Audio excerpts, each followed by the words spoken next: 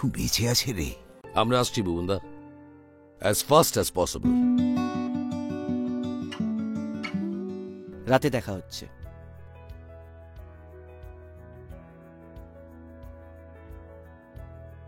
ঈশ্বরের কাছে কামনা করি দাদু,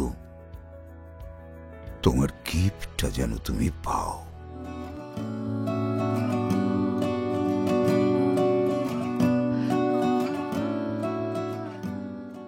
তোমার মা, উনি কি হাউসওয়াইফ?